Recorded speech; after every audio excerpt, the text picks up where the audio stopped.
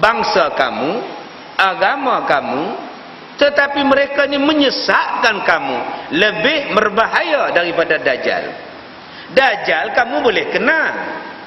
Dajjal kita boleh kenal cara dia bawa tu, cara tak betul. Tetapi kadang-kadang pemimpin dia membesar dengan kita, dia bersama dengan kita, bercakap bahasa kita, menggunakan pendekatan yang sama dengan kita, tetapi dalam masa yang lain dia menyesatkan kita. Yang ni lebih berbahaya. Maka ini satu daripada benda yang lebih ditakuti, kerana mereka yang menyesatkan itu dengan bergagah, dengan paksa.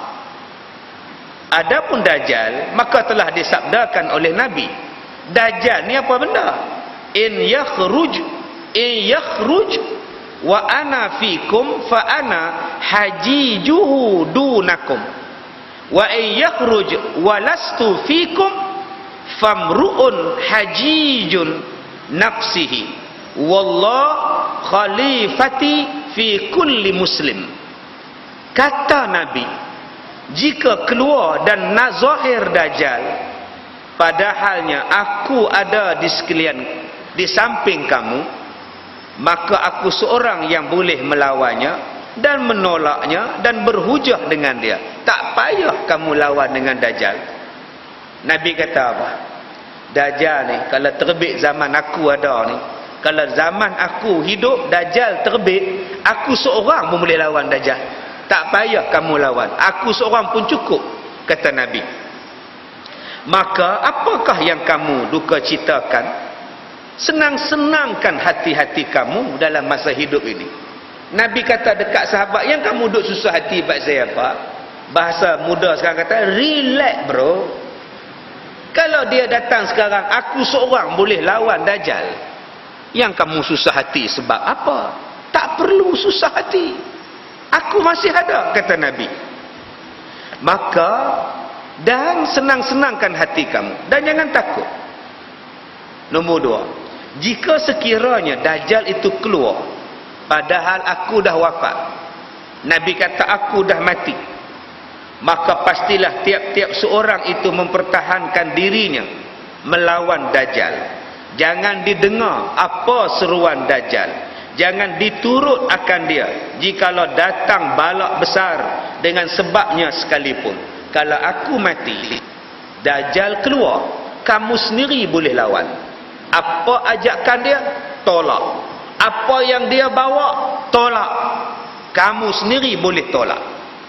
Dan Allah Subhanahu wa ta'ala menggantiku, memelihara dan menolakkan balak daripada tiap-tiap muslim yang tiada upaya melepaskan diri dan lemah daripada melawan Dajjal dan berhujah dengan Dajjal, kerana telah aku pulangkan kepadanya akan umatku yang berpegang dengan agamanya.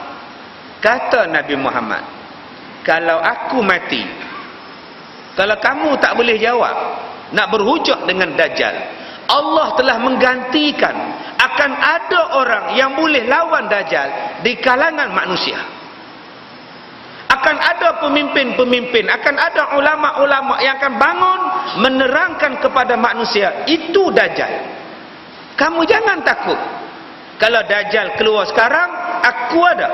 Kalau aku mati, Dajjal keluar, akan ada orang yang boleh gantikan aku, boleh terangkan pada kamu dan melawan Dajjal itu. Maka tidak usahlah kamu bimbang akan Dajjal itu, kerana dia tiada mampu menggoyangkan iman. Sekalian kamu walaupun bersungguh-sungguh kamu mempertahankan diri, dan kamu boleh kenal akan Dajjal dengan sedikit ditunjukkan rupanya dan tandanya. Maka ingat akan dia supaya jadi boleh kamu melepaskan diri dan sampaikan dan ajarkan dan khabarkan pada siapa-siapa yang tiada kenal akan rupanya dan tanda-tanda Dajjal. Kalau sahabat-sahabat lepas ni tak tahu Dajjal, balik nanti kamu khabarkan kepada mereka rupa Dajjal macam mana. InsyaAllah orang lain boleh kenal Dajjal. Anak kamu boleh kenal Dajjal. Baik, Nabi berkata, innahu syabun qatatun ainuhu qa'imatun syabihun bi'abdil Uzza bin Qatan. Kata Nabi bahwasanya Dajjal itu ialah pemuda yang terlampau kerinting rambut kepalanya. Nabi kata Dajjal itu ialah syabun qatatun,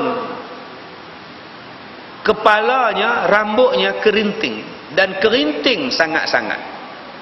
Kemudian cukup tegap rupa badannya, matanya yang sebelah terkeluar sedikit bijinya, yakni terkeluar seperti buah anggur, dan yang sebelah lagi matanya sama dengan muka.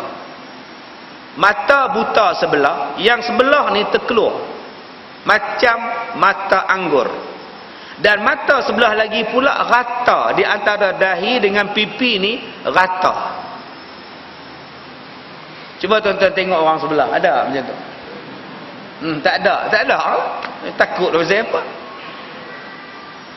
Balik rumah tak lagi cuba tengok, ada tak? Tak ada. Dia tak muncul lagi lah. Rambutnya kerinting, badannya tegak, matanya sebelah, ya, tidak ada lubang sebelah, terkeluar ke bawah macam mata anggur sebelah. Sekarang aku boleh umpamakan dia dengan seorang yang sudah siapa-siapa daripada sahabatku. Kalau kamu nak tengok muka dia sama seperti dengan anak pinak Khaza'ah, namanya Abdu Al-Uzza bin Qatan, yang telah mati dalam zaman jahiliyah. Siapa yang pernah tengok Abdul Uzza, maka itulah rupa Dajjal. Tapi Abdul Uzza ni mati dah zaman jahiliyah. Kalau kamu duduk di Mekah dulu, kamu kenal Abdul Al-Uzza ini, muka Dajjal macam muka Abdul Al-Uzza. Jadi tuan-tuan, kita boleh kenal. Maknanya Ustaz, Dajjal ni orang lah Ustaz, orang lah. Tadi Ustaz kata Amerika tu Dajjal. Saya tak kata Amerika Dajjal. Saya kata pahaman Amerika tu macam pahaman Dajjal. Cara bertindak Amerika tu macam pertindakan Dajjal. Apa yang dia buat, dia paksa kepada orang macam Dajjal. Dan apa yang kita boleh buat kepada Amerika, macam kita boleh buat pada Dajjal. Tutup pintu pada Amerika, jangan ada transaksi dengan Amerika, jangan ada perhubungan dengan Amerika. Dia tak boleh buat apa pada kita. Dia boleh buat apa pada Iran, dia boleh buat apa pada Korea Utara, dia boleh buat apa dengan Cuba. Cuba tu dekat dengan Amerika. Daripada Fidel Castro sampai datang Castrol GTX, Amerika tak boleh buat apa. Castro tu daripada muda sampai pencen Castro. Apa mereka boleh buat pada Cuba? Tak boleh buat. Dia tidak boleh buat kepada Meksiko.